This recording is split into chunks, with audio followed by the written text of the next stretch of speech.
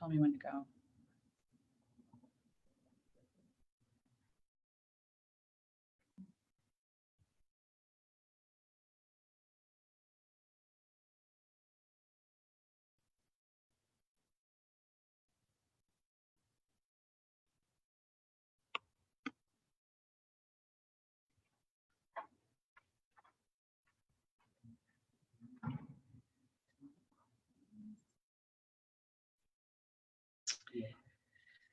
Well, welcome everyone.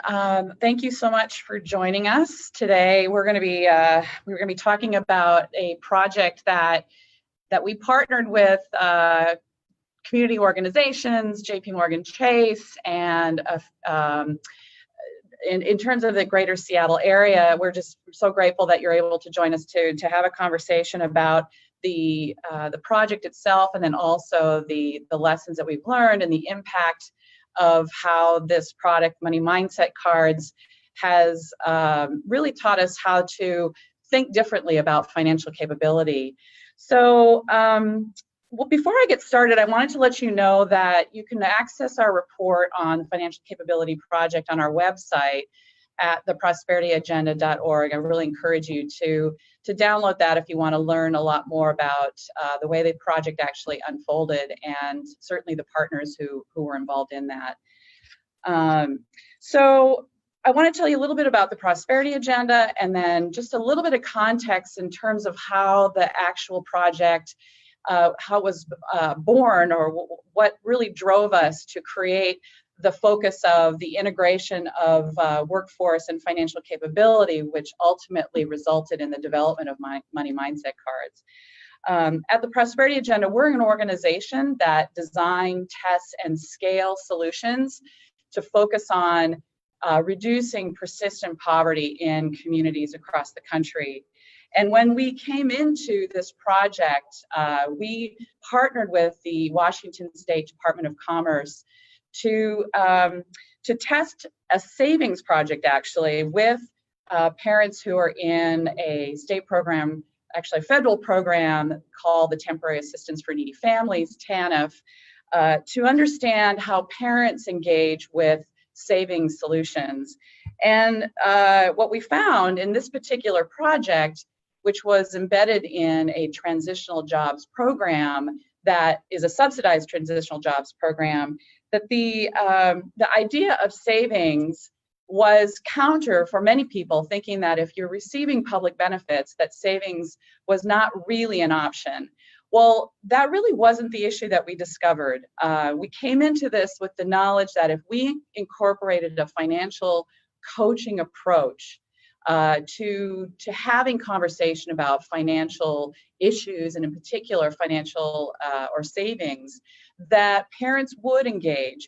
And in fact, we did find that to be true. However, the lesson that we learned in the project itself was that parents really were much more concerned with how they interact with their children. And so we were anticipating that there would be activity or interest in engaging in savings. And yet what we ultimately found is that it wasn't necessarily the act of savings itself. Yes, it was important, but what was equally important, or more important, was the fact that parents were really wanting to engage their kids in savings activities. So what we took from that was definitely savings is front of mind, even when parents are on or receiving public benefits. But that we wanted to take financial capability to the next level. So what you see in this slide is there are 4 boxes, and the first three are very much reflective of the sort of what we would call the definition of, as known in the field, the definition of financial capability. So if you have the knowledge, you have the access and skills, then the growth or the development of your financial future will follow. And what we discovered is that there's a lot to be said about unlocking what's a desire or a passion or something that is really driving the knowledge that you're acquiring. So what we wanted to do was to take time to really understand the mindset that people already have. We discovered this in the pilot project that we did with Department of Commerce. and found that we needed to better understand what kind of solution would help to inspire and utilize a lot of that information that's already available out there, not to develop a whole nother set of curricula, but to really utilize that information in a way that did translate towards maybe a different action that in this case with parents in particular, that were interested in saving, but maybe there was something else that they really wanted to drive towards, an aspiration that they were really seeking to fulfill. And how could that financial knowledge, that financial information be a driver to get them there? So, so we added a fourth box to the definition of financial capability, and that's all about money mindset.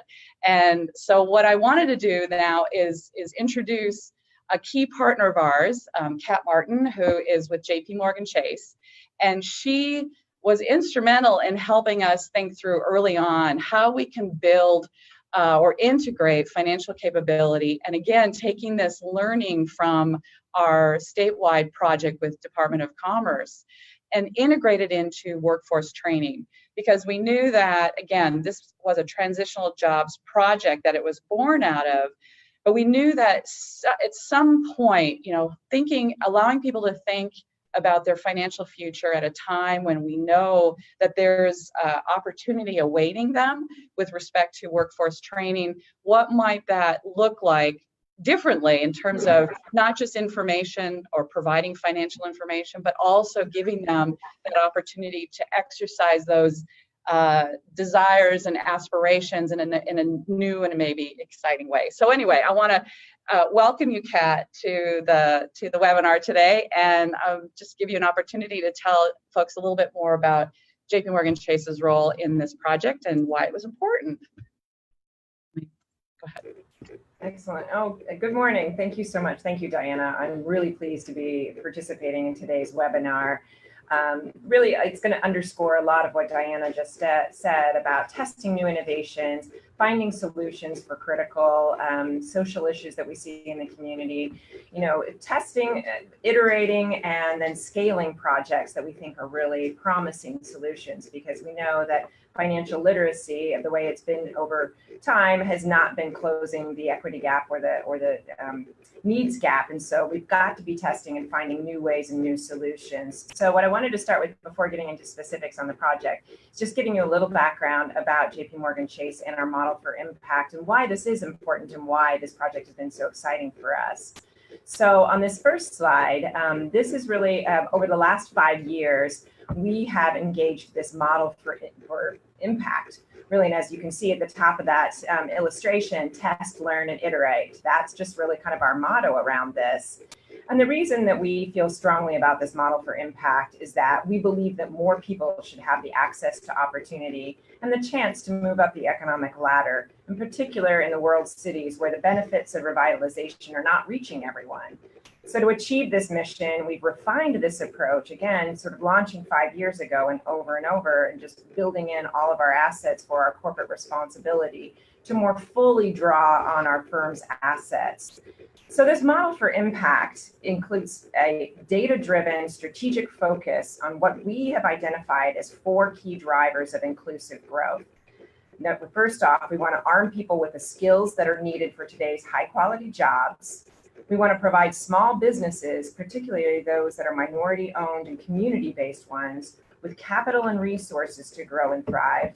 We're investing in community development that revitalizes not only the urban cores, but the neighborhoods that surround those urban cores.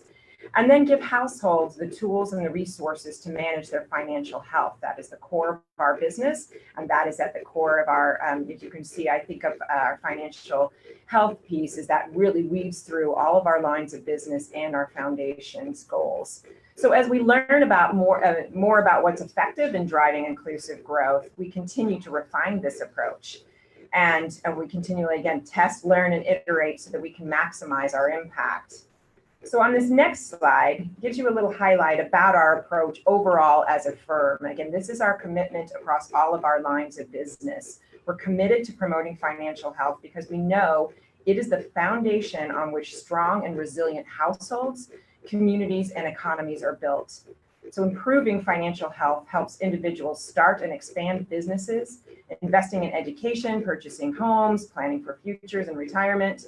It also supports a more secure and inclusive economy. In short, by promoting financial health, it's good for our customers, it's good for our communities and the broader economy, as well as for our firm. So again, our approach is we take, we apply the full assets of the firm using innovations in technology. Our CEO has recently, a couple of years ago, said we are a technology firm offering financial services. So we want to really leverage that technology and insights from behavioral economics to design and promote financial health for low-income families globally. And specifically, we support innovative new products and services that leverage technology and those insights from behavioral science to help consumers increase their savings, improve credit, and build assets. And we also work with community partners to expand the availability of these products and services like bank-on programs, et cetera, but test new and innovative and provide additional support to our most vulnerable populations. And finally, we evaluate and share these best practices on strategies to improve consumer financial health. That again underscores sort of the Prosperity Agenda's approach in the Innovation Lab. So finally, on this next slide for us is our foundation's focus, because again, our foundation and our corporate responsibility is tightly dovetailed with our mission as a company and as a firm. So our approach within our financial capabilities pillar within our foundation is looking at three different products or three different pillars within this. Looking at direct services to support innovative, high-impact community partners that are providing financial coaching, integrating service delivery, and providing just-in-time information that's paired with products. Capacity building is another, where we're enhancing partners' capacity to achieve impact by incorporating new models. And then research and knowledge sharing to support research and knowledge on the best practices in financial capability programs. So what we're finding is, new data-driven strategies encourage this behavior change rather than knowledge gains alone. And effective strategies we've found include the following four elements: pairing relevant, engaging information with products and services, time the delivery of products and services to key financial moments like integrating within workforce training, employ choice architecture and behavioral insights, and then finally incorporating human-centered design. So that really brings us to our investment with the Prosperity Agenda and the development of the money mindset approach. This, again, a few years ago, just sitting down talking about what we were trying to accomplish and what Prosperity Agenda was working on with the Innovation Lab, we really found a great partnership to be able to explore these opportunities together. We have this shared vision about, that individuals' financial security is a prerequisite for their mobility and for communities' inclusive growth. We also have a shared understanding that if not addressed, financial insecurity can actually undermine our foundation's other efforts to promote economic opportunity, like the success of workforce training or small business growth or education or credential attainment. So exploring the models where financial coaching can be integrated within workforce training programs, entrepreneurship, training things, housing programs, et cetera. That's kind of a key of where we're driving our foundation's focus, looking at these points of intersection about motivation points, whether it's a first job, again, the education attainment, family growth, adding to the family, and this workforce training. So again, you're going to hear a lot more about the program, but I just wanted to just give a personal note on this about how much fun it's been for me to learn alongside and be in the design and discovery process. I feel that my involvement with the Prosperity Agenda and the regular updates with Diana and Alicia have really broadened my scope and understanding of person-centered design and financial coaching models, which in turn has made me, I feel, more effective grant maker and partner as we work together toward, a fair and just economy where more individuals and families have access to opportunities and economic mobility. So thank you for inviting me to be a part of this tonight.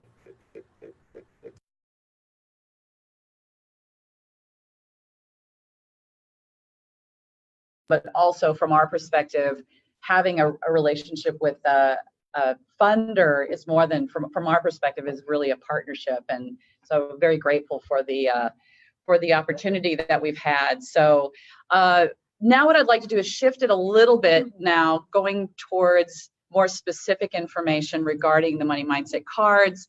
And I failed to mention in the beginning that I'm so grateful that we've got two of our key partners that actually were involved in the implementation of the money mindset cards here with us. So, but we'll first start with Alicia Atkinson, who is our Innovation Lab Director here at the Prosperity Agenda, who is very much instrumental in leading us through the entire process of the design and the testing, and hopefully we'll be leading towards the scaling of it sometime very soon. But Alicia, I'll pass it on to you.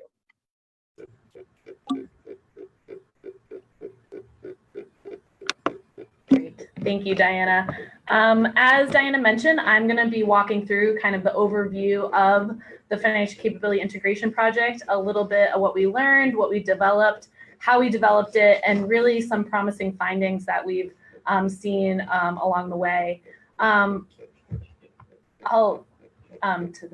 Great, thank you. So we at the Prosperity Agenda truly believe that people closest to the problem are the closest to the solution. So we start all of our projects by talking to participants, staff, leadership at these programs to really fill in the context of their environment, talking about their hopes, their values, their aspirations, and also their pain points and their challenges.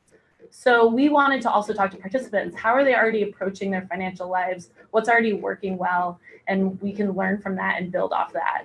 So I wanted to highlight about 4 things we learned throughout design, our design process that really informed the design of the money mindset cards.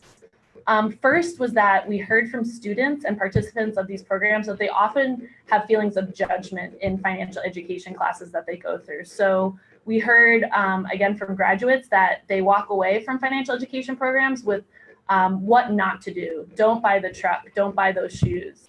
And these comments really self-perpetuate what financial success is or what financial wellness is for these communities. And even though it may not incorporate kind of the values, the hopes, and the, from all different backgrounds, we really found that by leading with more traditional financial education programs, that people are constantly getting fed this myth that their bad decisions have led them to where they are today, which really is not the case. We also saw a lot of financial education curriculum that was really led by middle-class values. And there was a lot of messaging in these curriculums that didn't land well for these communities. So for example, a financial education class that I was able to observe during our research, there was an RV on the slide to represent retirement. And one of the participants of the class actually raised her hand and was confused because an RV is actually something she represents or she associates with home and some of her community members as well. So how can we build more opportunities to really think about how participants can share their own goals, their own financial values, and their own vision of success in these programs? Another thing we heard was around participants talking about how they're taking a pretty substantial pay cut or sometimes getting no pay during these programs.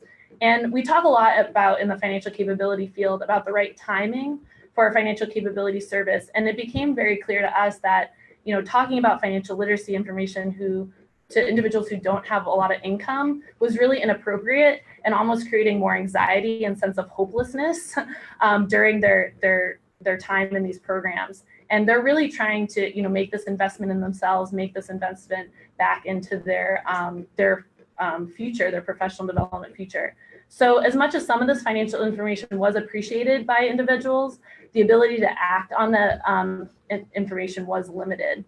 So we talked a lot about moments in your financial life where you're making these big financial decisions, and really talked about how they don't often happen in a classroom.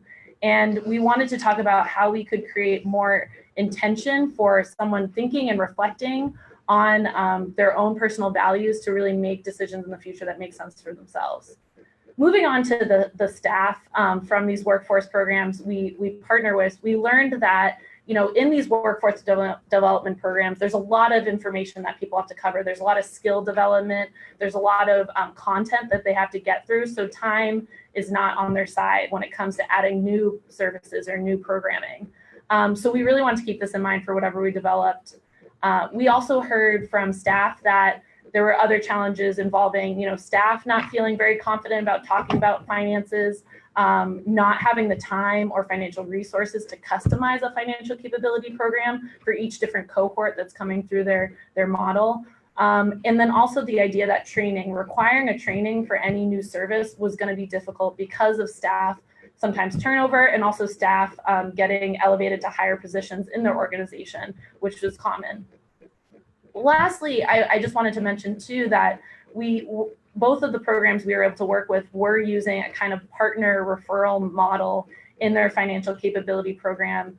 And as much as there was, as I mentioned earlier, some struggles with relevancy of this content, there was also some comments about just the speaker themselves coming in and doing a lecture format sometimes, and not often engaging in a conversation with their participants. And what we really observed with working with the staff and the students of these programs is that there was such a strong relationship between the program staff and the participants going through this workforce development program. They spend a lot of time together, and in that they build trust and strong communication ties already. And so we really wanted to leverage this relationship that already exists and really equipped the staff of these workforce development programs to deliver this financial capability service to their participants. So what we developed, keeping all of those insights in mind, was this product we're calling Money Mindset Cards, which are dialogue-based activity cards that facilitators can use in workforce development programs to build awareness and desire around your money mindset. We are defining money mindset as our values, our experiences, our agency and sense of self, and how we approach it and learn from successes and failures with money. Our mindset really plays a key role in the way we make short and long-term financial decisions. And we wanted to spend some time thinking about how we could hone this mindset, spend some time, really thinking about what drives us, what do we care about, and then start to practice and reflect on these values. So when the moment comes in the future to make a large financial decision, that you've already done all that upfront thinking and you're making the best decision for yourself and for your future self. So I'm going to share briefly, what we talked about a lot when we were designing these cards was kind of like, what does a mindset look like in action? And something we spoke a lot about was, the idea of working out, which is, something we all know we should do. We all know it's good for us, but we often don't. And we talked about the effect that New Year's Eve has on the ability to work out. And so we see on, January 2nd of every year that the gym is now filled with people who kind of have a new mindset, a new identity, a new intention that they're setting in that new year that really changes their behavior about how they're approaching their, health. So we wanted to replicate that same experience, but around your finances. So we designed about 30 cards that are aimed to build inspiration, again, by clarifying that goals, those values. We want to create healthy identities around money. So being aware of either you're a spender, you're a saver, there's value of knowing where your decisions are coming from. And then lastly, talk about building intention. So taking all this reflection and saying, what am I going to do next? What is my plan? And so that people can start moving towards the financial futures they want. So our goal, again, as Diana mentioned, is not to change mindsets, but really to just make people aware that they have a money mindset that impacts their day-to-day and long-term financial decisions. And I really believe in this way, we can start acknowledging that there's no good or bad financial decisions. There's just decisions people are making in these moments that is right for them. So I'll go really briefly through kind of the process of how we got here today. We partnered with 2 workforce development programs in King and South King County in Washington State, and to design and test these cards. So we worked with Seattle Goodwill's Youth Year-Round program, which is a 9-month career exploration program with students ages 16 to 18, and with a new apprenticeship, which stands for Apprenticeship and Non-Traditional Employment for Women, which is a pre-apprenticeship program that prepares women and underrepresented minorities for the trades. You'll have an opportunity to hear from some of our partners from that site in a few minutes. And we partnered with the staff and the participants at these programs to go through this person-centered design process, started by asking questions, not assuming a solution, really gathering context that informed our design. After we developed a concept, which was the cards, we were able, our mantra is to start small, learn quick. So we started testing about 6 cards in these programs. just to get the sense of, what was working well, what activity structure worked well, what were the questions that were landing well for the facilitators, and so forth. And after a few months of those cards, we were able to expand some other partners in the greater Seattle area, and really spent some time understanding, how might these cards be supported. So what support materials do they need? A facilitator guide, why would you use these cards? And so other support material, and was able to see actually some program managers and program directors onboard new staff onto these cards and really learn from that experience as well. So lastly, I'm just going to share really briefly a little bit of the results we heard from testing the cards over the last year or so. And again, you'll have the opportunity to hear directly from one of our partners in a few minutes. So our evaluation focused on, in one part, just how the cards were being implemented, in what setting, how many people, how are the workforce programs finding time to, set aside about 20 minutes for these activities on a sometimes weekly basis. And we wanted to learn a lot from the facilitators. We know if we optimize for their experience, for their ease of use, that things are gonna be higher likely to be implemented further on. So we saw over 15 different facilitators successfully use the cards with groups as small as 3 and as large as 30. And some of the younger facilitators were, 18, 19, especially in the Seattle Goodwill program, and they did not have much experience with facilitation and still found the cards easy to use, found the questions easy and the activities easy to implement. Another fascinating thing we did not design around, but we found that facilitators were also learning alongside their students. So they were, they said, I participated in the activity as well as the students. I liked how regardless of your knowledge or experience, the cards were still impactful and educational. Through one of our evaluation tools we call a sentiment index, we actually had facilitators choose from a list of about 50 words, adjectives, about how they felt like the experience of the cards went. And from that, we heard most frequently that the cards were easy to use, conversational, interactive, reflective, engaging, and straightforward.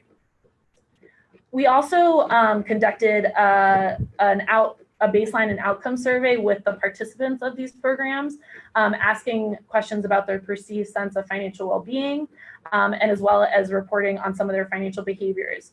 And some of the promising results you can see on the screen. So there was a higher reported increase on I am in control of my money. I have someone I trust to talk about money with. And also I've set up an automatic deposit or transfer to set up to save money. So we also heard in our evaluation from in focus groups from the participants that they really appreciated the time that these programs set aside for them to talk about money and felt less alone about their financial challenges that they were facing in their life. So I'll stop it there and pass it back over to Diana, who's going to engage in a conversation with some of our partners. And thank you. Thanks, Elise.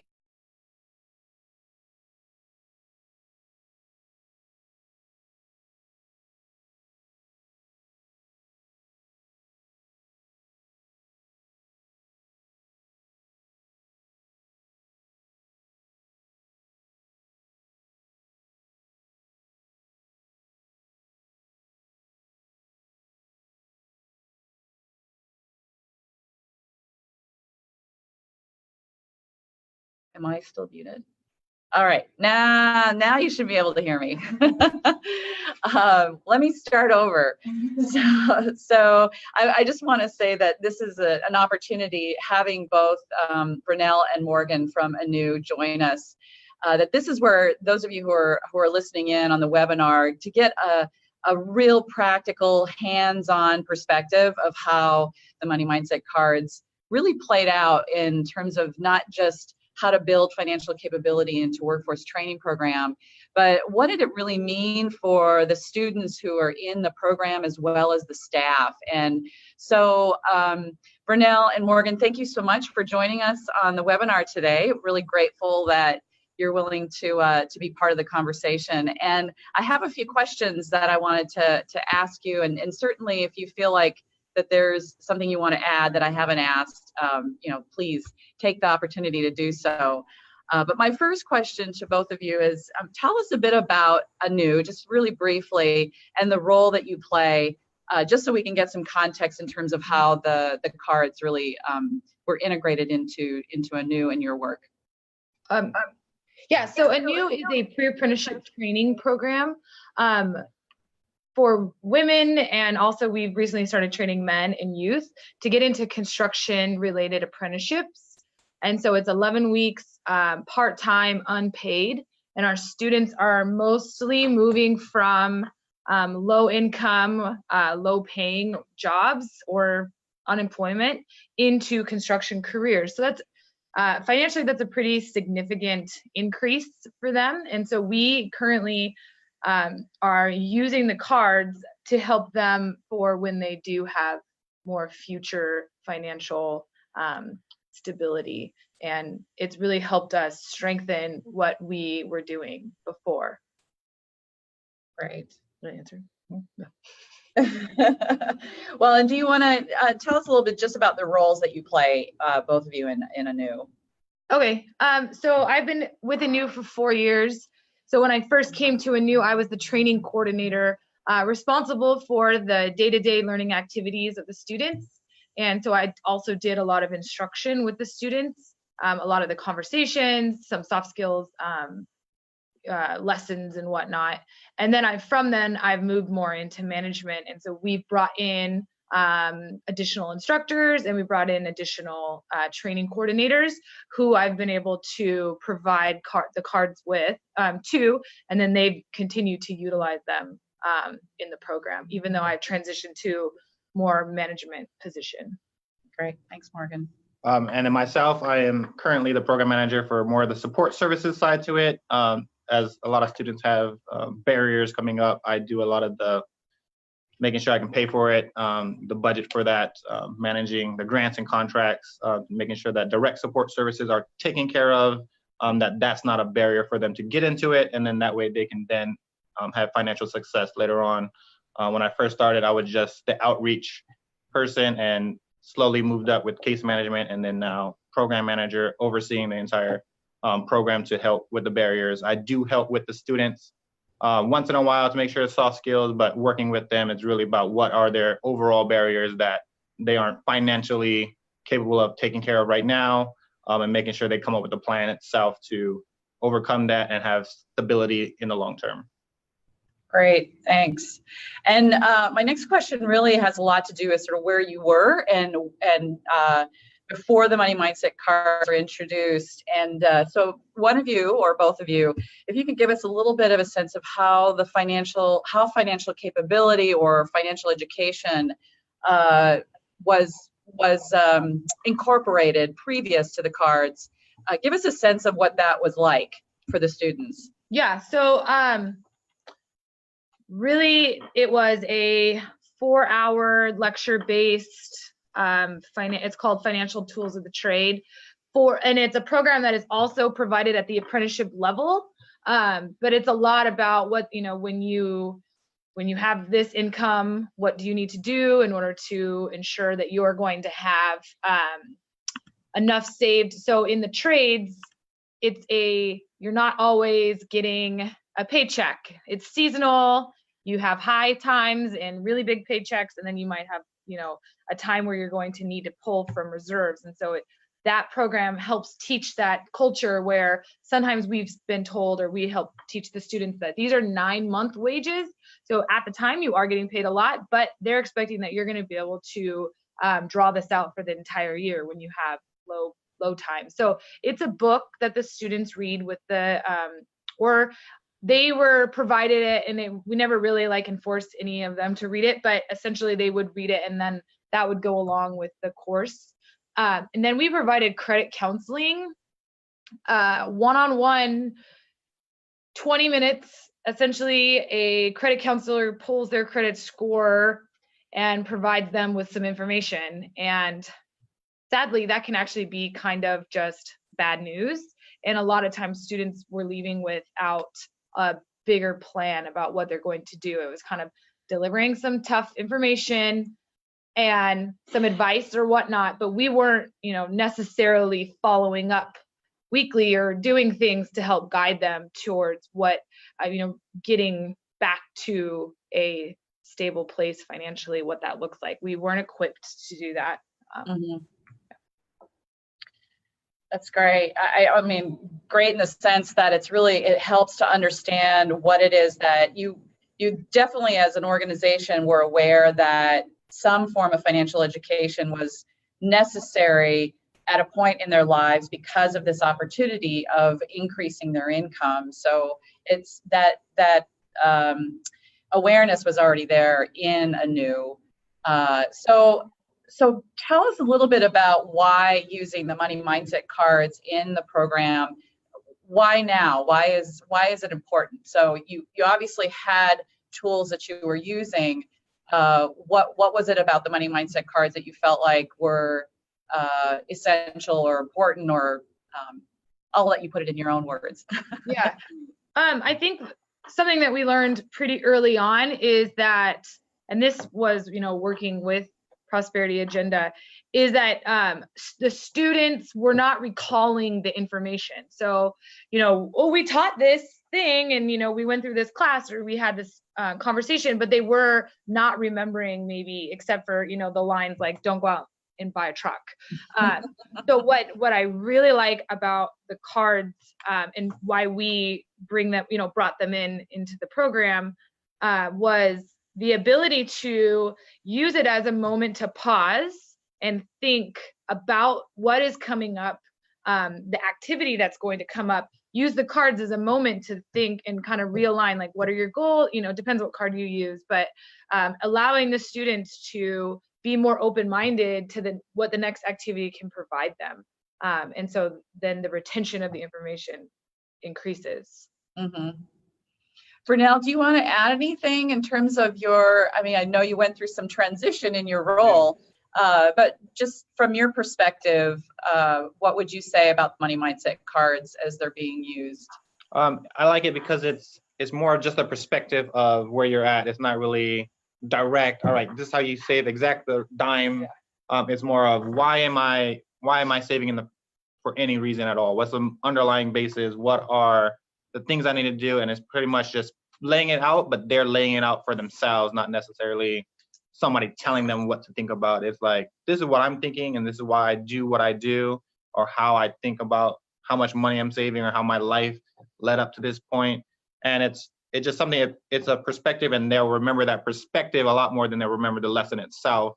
But as long as they get it in their mind that they should be thinking about these things constantly, or having a way to reflect on how financial stability can help them in the future, which is why I like using the cards, or knowing that the cards exist, because it will give them that perspective that will take them into the future long term.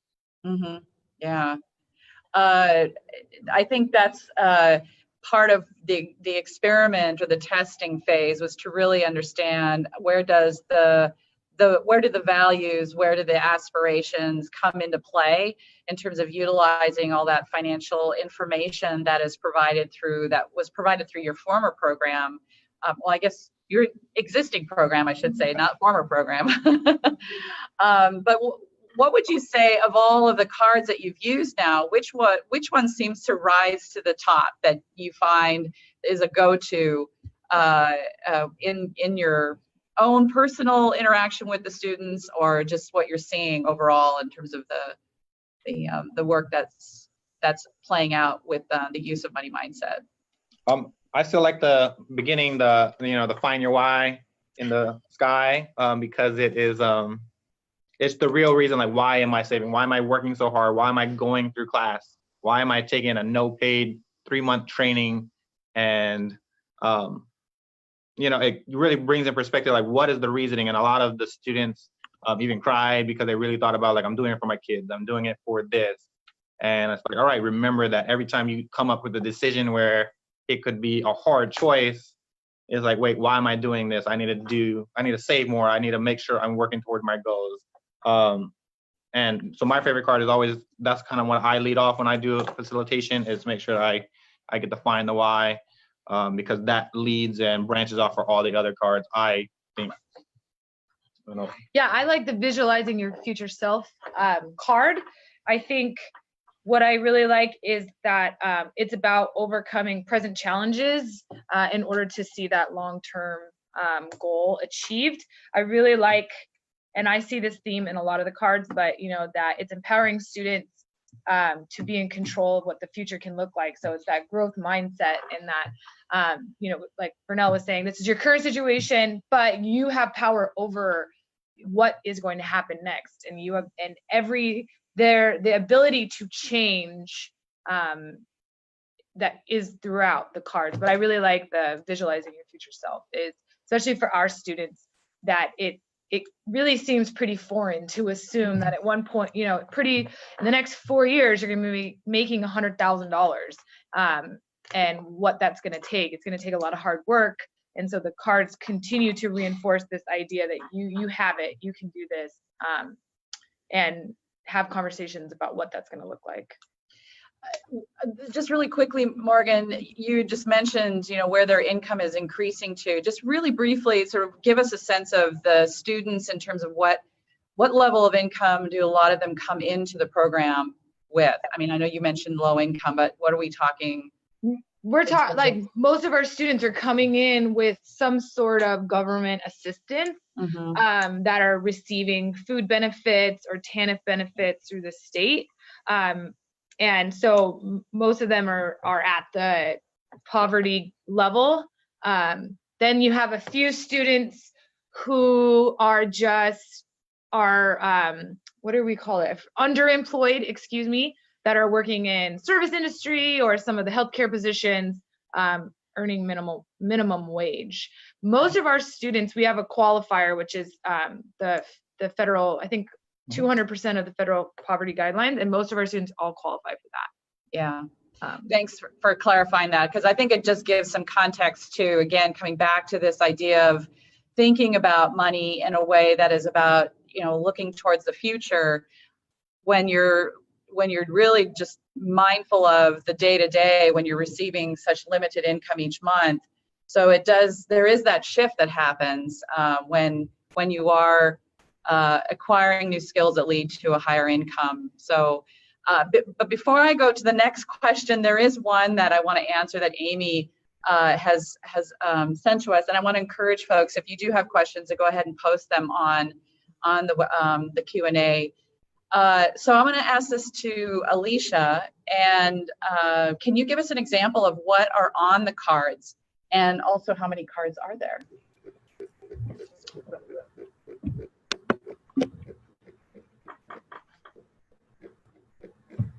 Yes, I can. So I'll say that there are 30 cards.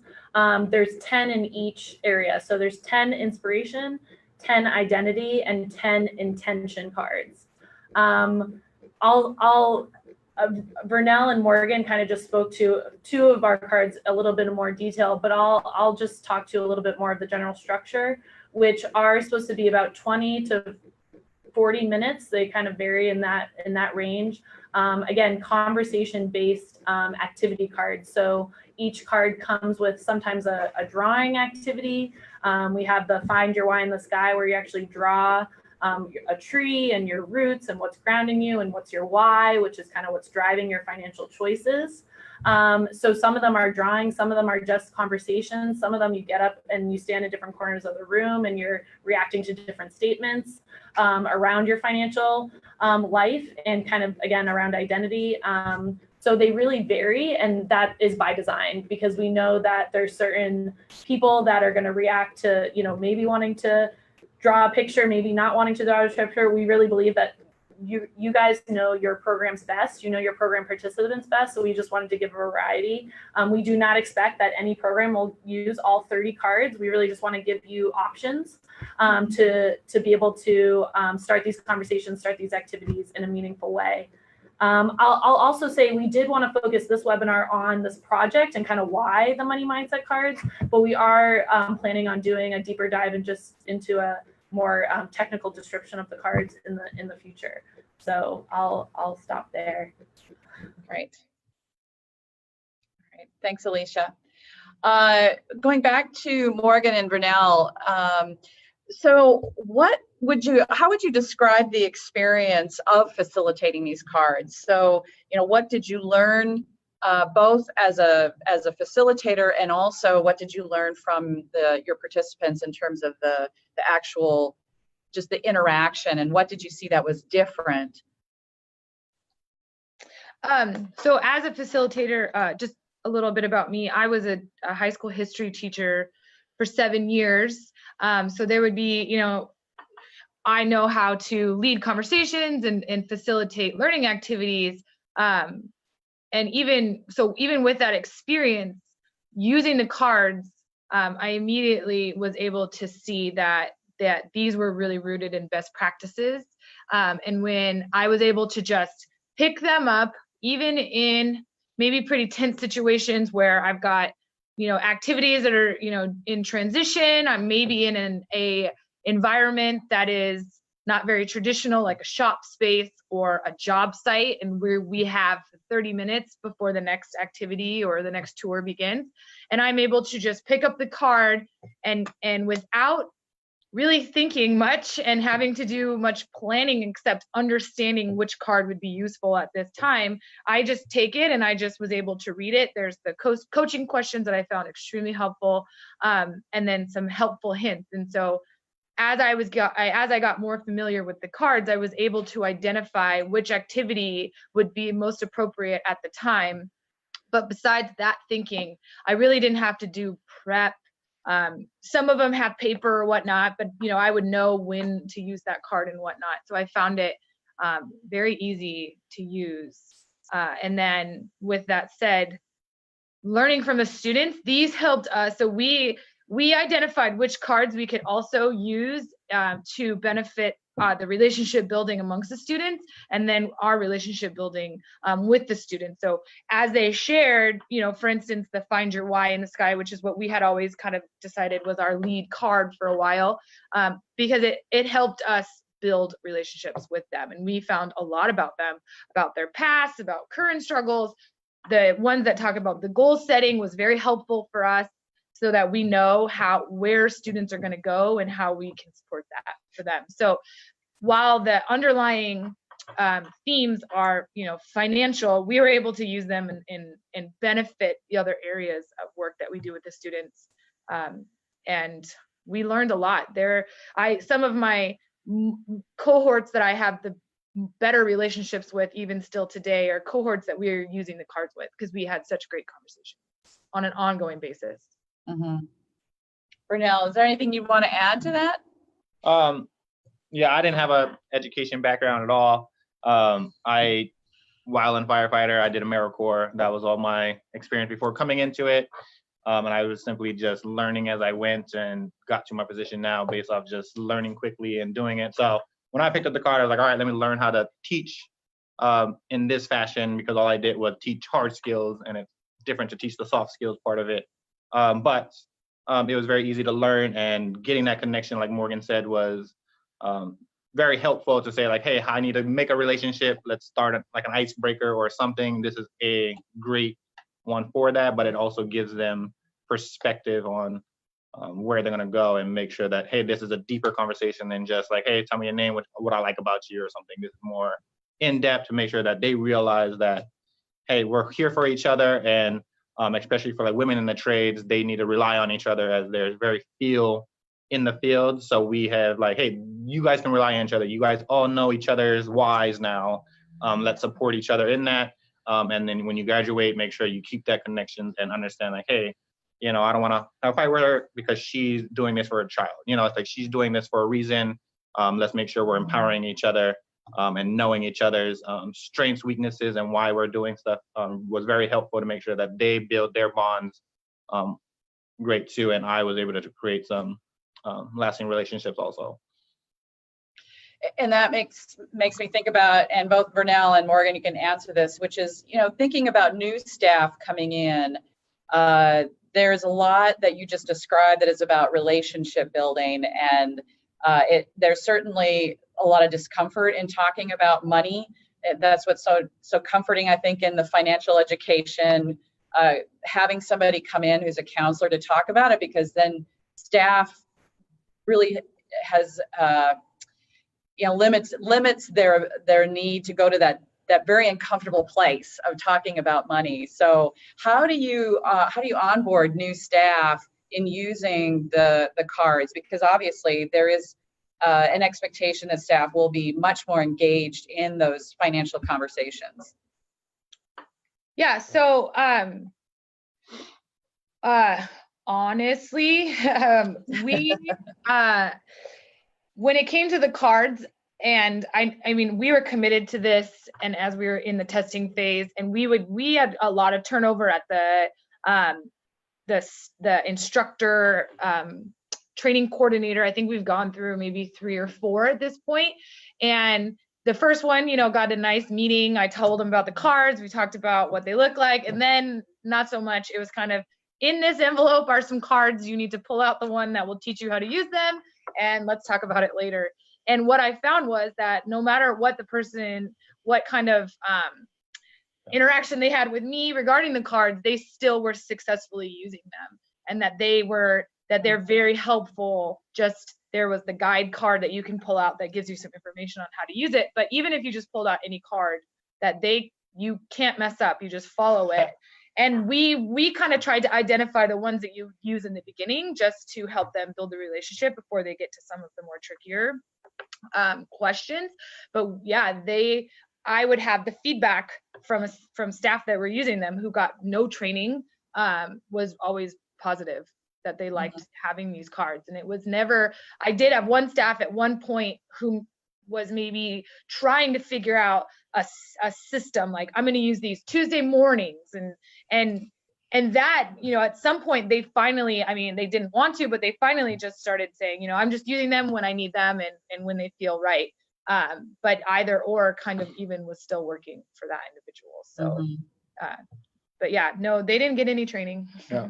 They still were really successful. I think part of the research phase was that to let them go, try it themselves, see what teaching, and that way when we report data back to Prosperity Agenda, that it was, how would the cards help and not just us as instructors help them. It was like, how can the cards can help, so that way when we're developing the cards or when Prosperity, I didn't develop anything, but created them. You co-created them. It could really impact them, so when more cards come out or when things come out, it was accurate data, and we're trying to make sure that it wasn't our teaching style that led the development. It was more of each, reported data back from the surveys we had to take, and the consistent, just interaction with them. Yeah, that I think, and thank you for mentioning that, Vernell, in terms of the testing. We did really have a desire to see how easily can using these cards, without a lot of pre-training and technical assistance, what could these cards do standing alone? And I think what you both highlighted is that the simplicity is important, and we don't want to make it so simple where staff are confused. But I think that there's, from what you just shared, an example of how you can just pick up a card and there's no sequential, do this one first, then you have to do this one. There's intention of giving the staff the flexibility to really enter into using the cards in the way that is most comfortable for them, and then being really responsive to the students. So I think what you just said, both of you, really does demonstrate that played itself out in the way that the cards were tested with your students and with your staff. So great to hear that. Well, I want to make sure that if anybody has any questions, that they can certainly post them on the board. And so we've got 2 other questions that I want to be able to pose to both you, Vernell and Morgan, and maybe Alicia as well. So Sadie Williams asks, we have working with money mindset with our clients for 10 years. I agree working with and this is not money mindset cards, I'm assuming it's just money mindsets in general. So I agree working with mindsets is the most important work in increasing awareness and esteem in building financial capability. And will these cards be available to purchase and use? And I will be talking about that in a moment in terms of our next steps. But Alicia, is there anything else you want to add to that question or responding to that question? No, I'll let our kind of big reveal at the end answer that question. All right.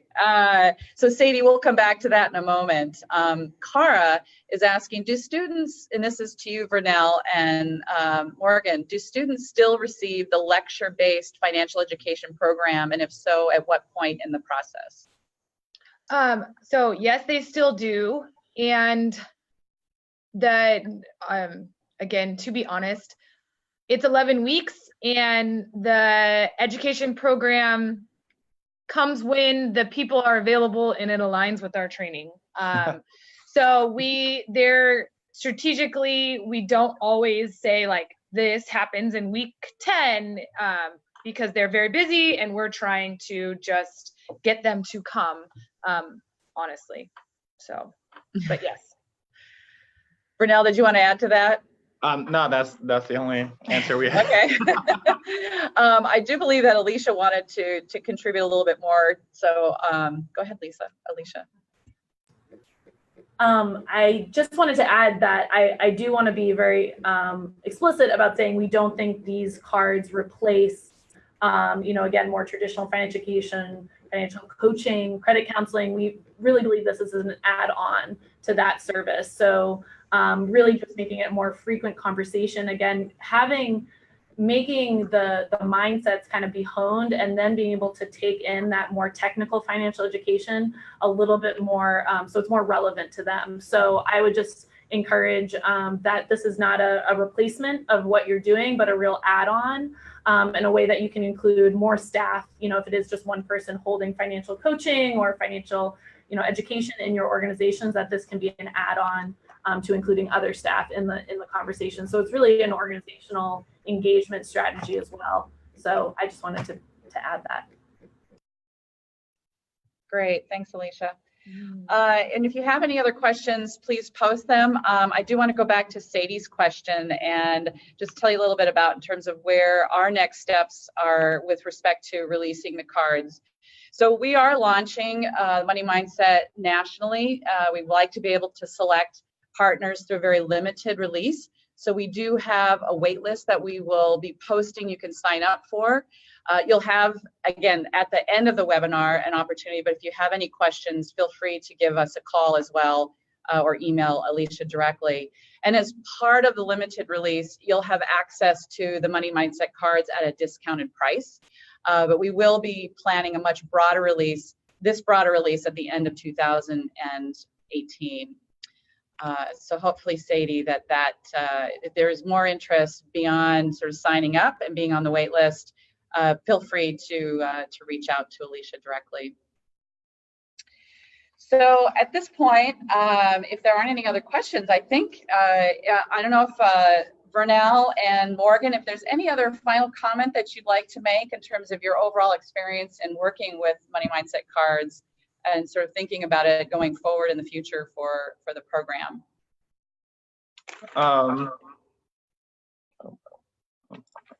But yeah, I just sorry.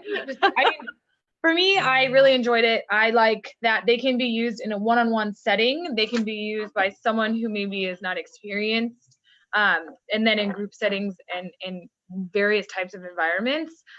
What I really like is that they're positive. They empower the individual. They're habits based, and that we always just find ourselves really lucky to be able to be part of this project, and that we get to have had these as part of our training and help us when we were not doing maybe everything that we could have been doing. This has really been a product for our training that has been extremely valuable. And I would just like that was part of the process. It's been a long 2 years, I guess, to see how it's grown and how it started to now, to know that it's finally kind of in a release form, truly shows how it's grown so far. And I'm looking forward to see how it's effective through other groups that are now going to have access to them. Great. Well, thank you, Vernell and Morgan, both for joining us today. Appreciate you taking the time to do that. And also, I just want to thank Kat Martin for giving her time as well to just share how this has been as an investment of JP Morgan and Chase, and hopefully as we think about going forward, how it can actually be even much more readily available to folks that are in similar, not just similar programs as Anu, but also just in thinking in terms of ways in which people are engaging with financial capability services, and how might this be a value add to that work. And so I want to thank everybody who joined us today, and certainly go onto our website. There's a report there that speaks again to the results of the Money Mindset Project, and also you'll be able to find more information out in terms of the actual signing up for the cards that we'll be releasing sometime in the fall. So thanks again for joining us, and we hope to be talking to many of you soon.